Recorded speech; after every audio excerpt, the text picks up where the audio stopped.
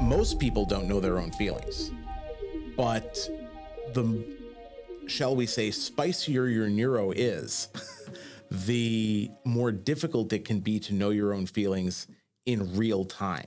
You might be able to better analyze it when you can sit back and think about a full history of things in an objective sense. But when a therapist has asked me how I feel in the moment thinking about something, and the kind of therapy that they're giving me is based on me being able to say directly and honestly, this actually is how I feel, me and that therapist don't end up working out. Mm-hmm. And I think I don't necessarily like to universalize my own experience because, you know, you and I, outside of this podcast, have known each other on and off for quite some time. Yeah. You know what a weird guy I am. So it's, I don't necessarily like to universalize about myself, but I think it is a very common experience, and the science bears this out, that even the most sort of self-consciously attuned people, if I could put it that way, don't always know in the moment what their experience really is.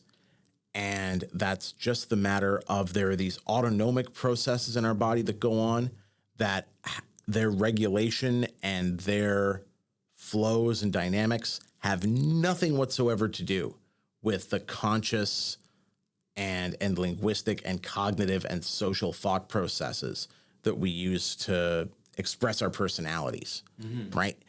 And so how are some of the things you're developing going to help break through that boundary and connect self-conscious knowledge with these autonomic parts of our body? Mm-hmm. Well, I mean, I think like there's a lot of potential in this field, which I still think quite a young space, right? Because like, you know, there's the real-time feedback that you're talking about that ideally you can give people like linked up to their biorhythms. Maybe it's monitoring, and so as your heart rate starts to increase, it sends you an alert that you're like entering a certain state. So there's that level, right? But then also you can do kind of like long-term tracking to recognize maybe moods over time.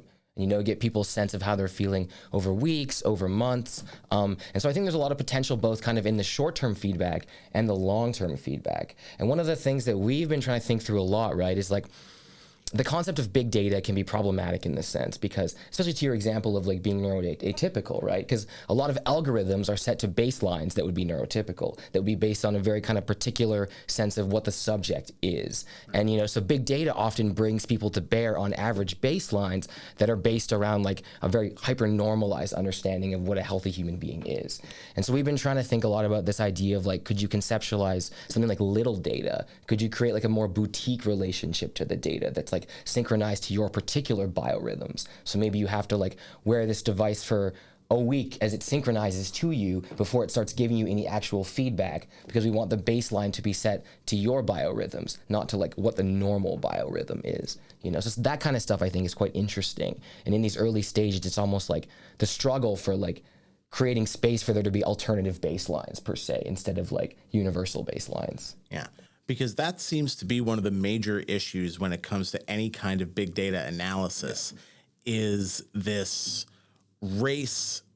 It's not a race to the bottom per se. It's more of a race to just like the top of the bell curve, the ultimate average. You race to flatten, exactly. Yeah. And ignoring so many of these small variations. And that is a really loaded topic, because we can look at this in terms of, you know, the therapeutic angle, which is what your project is all about. When it comes to the therapeutic and figuring out how do we provide the necessary feedback about someone's state of mind, state of mental health, state of sort of psychophysical health.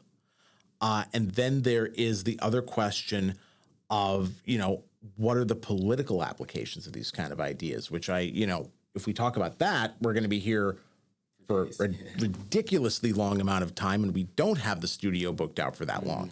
But that is so much of an underlying ideology that, you know, playing to the universal average will make the variations disappear.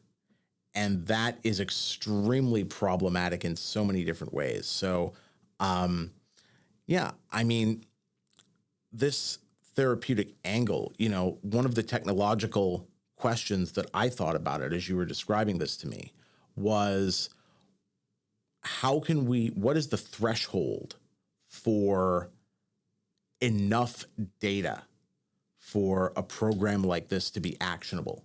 Because I know how large language models have to be to produce something like ChatGPT, right? They have to be very large. They have to be so large that the training data is literally the set of everything that's been written on the internet, right? And that's why large language models are so limited when it comes to non-English languages, because most non-English and definitely non-Western languages haven't been on the internet long enough to generate enough data, right? So when we think about the technological limitations of machine learning this way, right?